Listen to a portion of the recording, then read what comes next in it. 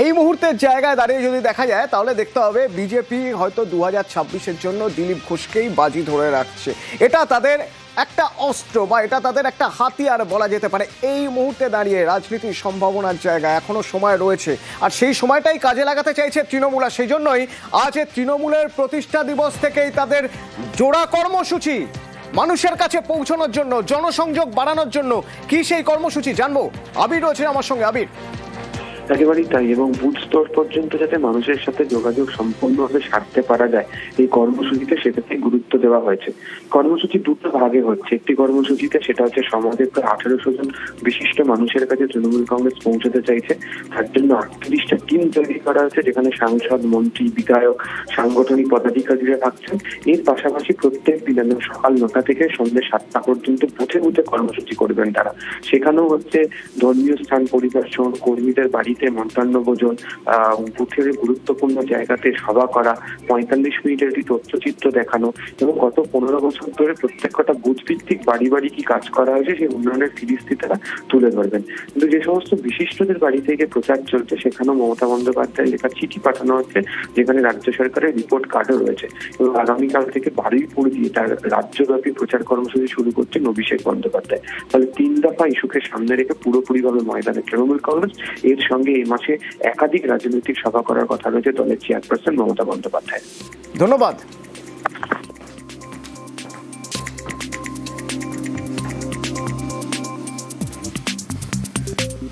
আর কয়েক মাসের মধ্যেই আমাদের রাজ্যে ভোট অসমেও। আর এই ভোটমুখী অসম আর বাংলার জন্য ভেট কি ভেট? বন্দে ভারত স্লিপার। অর্থাৎ এবার বন্দে ভারতে শুধু বসে বসে নয়, বন্দে ভারতে যাওয়া যাবে স্লিপারে। এই বন্দে ভারত স্লিপার কোথায় কোথায় চলবে? হাওড়া গুয়াহাটি চলবে বন্দে ভারত স্লিপার। ভোটমুখী বাংলা অসমের নতুন ট্রেন মোদী সরকারের, এবং দিন 15-র মধ্যেই যার উদ্বোধন হয়ে যাবে। উদ্বোধন কে করবেন? উদ্বোধন করবেন প্রধানমন্ত্রী। হাওড়া গুয়াহাটি বন্দে ভারত স্লিপার, 830টি সিট থাকবে। ট্রেনের সর্বোচ্চ গতিবেগ থাকবে ঘন্টায় 180 কিলোমিটার।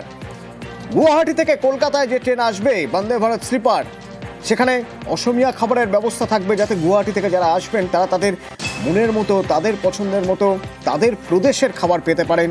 আবার গুয়াহাটিগামী যে ট্রেন, অর্থাৎ হাওড়া থেকে গুয়াহাটি যে যাবে যে ট্রেন, তাতে বাঙালি খাবারের ব্যবস্থা থাকবে।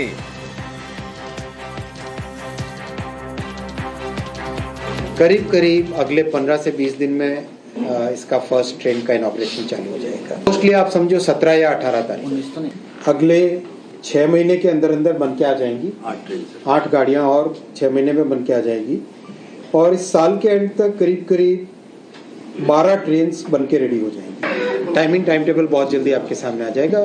बेसिकली इवनिंग में रवाना होगी, डिनर सर्व करेंगे, और उसके बाद में मॉर्निंग में टी, और उसके बाद में डिपो।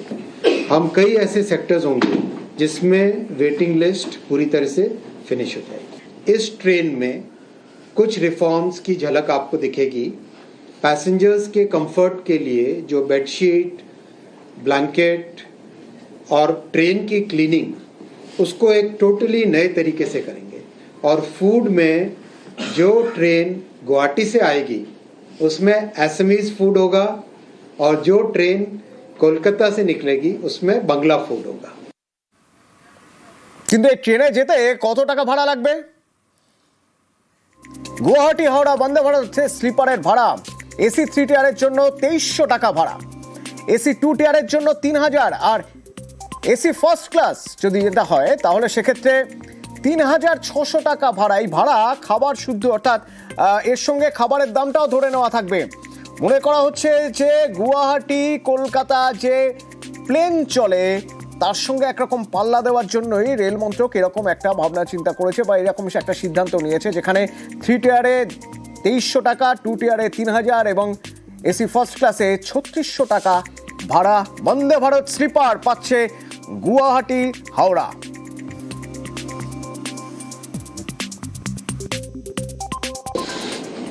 गुवाहाटी हावड़ा का माने गुवाहाटी कोलकाता का जनरली एयरलाइन का फेयर होता है 6 to 8,000 रुपीज़ के आसपास का होता है। इसमें 3 AC में गुवाहाटी से हावड़ा का रहेगा 2,300 रुपए। थर्ड बहुत कंफर्टेबल है, विद फूड है दोबारा बोल कंप्लीट। दीजिए। और 2 AC का रहेगा करीब 3,000 रुपीज। फर्स्ट AC का 3,600। কিন্তু এই বাংলায় প্রথম বন্দে ভারত স্লিপার কেন?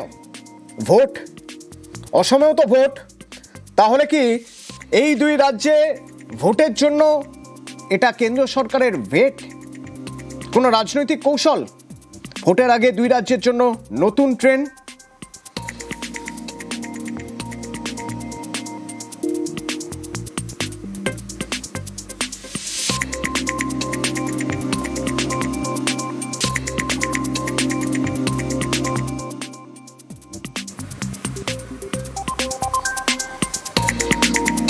কিন্তু ভোটমুখী বাংলার অসময়ে যে নতুন ট্রেন, তার মধ্যে কোনো রাজনৈতিক কৌশল আছে কি? এই প্রশ্ন যখন উঠছে তখন রেলমন্ত্রী অন্য ব্যাখ্যা দিচ্ছেন। माननीय प्रधानमंत्री जी ने पूर्वोदय का कॉन्सेप्ट दिया है। देश के हर क्षेत्र में डेवलपमेंट हो। आप पुराने समय की अगर बातें करो, शताब्दी राजधानी वगैरह, तो केवल नॉर्थ और वेस्ट और साउथ इस तरह से सोचा जाता था।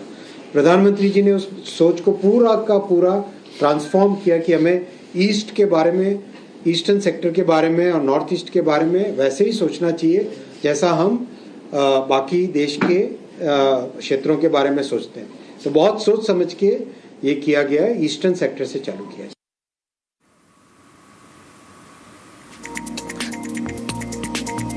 রাজনৈতিক চর্চা তো চলছেই, তো দিলীপ ঘোষ কি বলছেন আপনাদের একবার শোনাবো।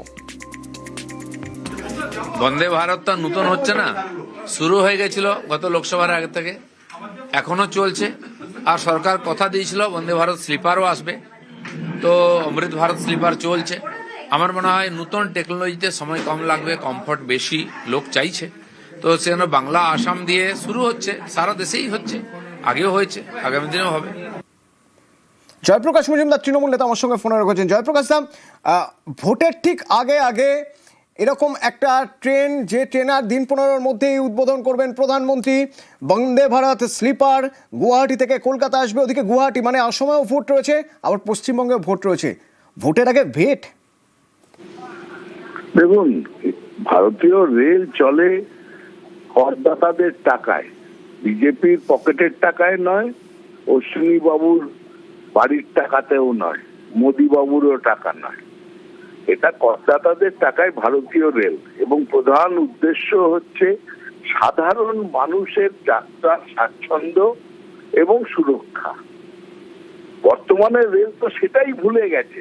দিলীপ বাবু কি বলবেন যে 2-3টে আমরা বন্দে ভারত করে দেবো, যেটা হচ্ছে এমন টিকিটের দাম শুধু বড় লোকরা চড়তে পারবে, উচ্চ মধ্যবিত্তরা চড়তে পারবে। আজকেও দেখছিলাম আপনারা দেখাচ্ছিলেন 3,500 না 4,000 টাকার টিকিটের দাম, আর সাধারণ মানুষ, গরিব মানুষরা চড়ে 400, 300, 400, 500 টাকার টিকিটে তারা চড়তে সক্ষম, যদি কলকাতা থেকে গুয়াহাটি। সুতরাং আয়ত্তের বাইরে চলে যাচ্ছে, স্বাচ্ছন্দ্য আয়ত্তের বাইরে, সুরক্ষাও আয়ত্তের বাইরে। শুধু বন্দে ভারত দিয়ে চালাবো, একটা ট্রেন দিয়ে আমরা দেখাবো সিগনেচার একটা ট্রেন, যে কত ভালো ট্রেন দেখো, আর সাধারণ মানুষকে তুচ্ছ-তাচ্ছিল্য করবে। এটাই হচ্ছে মোদী রাজত্বের বিশেষত্ব। বড় লোক আরো বড় লোক হয়েছে, গরিব লোক আরো গরিব হয়েছে, তাদের কষ্ট বেড়েছে। ভারতীয় রেলও সেই পথেই চলছে। আমি বলবো বরং ভারতীয় রেলকে, বন্দে ভারতে আপত্তি নেই, কিন্তু যারা সাধারণ ট্রেনগুলোর স্বাচ্ছন্দ্য এবং সুরক্ষা, সেই দিকেও নজর দিতে বলবো, গরিব মানুষদের দিকেও নজর দিতে বলবো। বেশ, ধন্যবাদ জয়প্রকাশ দা।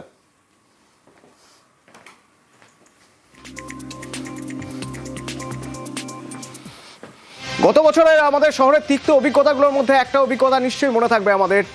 মেসি বিশৃঙ্খলা যুবভারতী ক্রীড়াঙ্গনে মেসিকে দেখার জন্য যে উচ্ছ্বাস, আবেগ, মানুষ আবেগে কাঁদছেন, কেউ ক্ষোভে ফেটে পড়ছেন। সেই বিশৃঙ্খলার পর জানিয়ে দেওয়া হয়েছিল টাকা ফেরত দেওয়া হবে। তো সেই টাকা কিভাবে ফেরত দেওয়া হবে?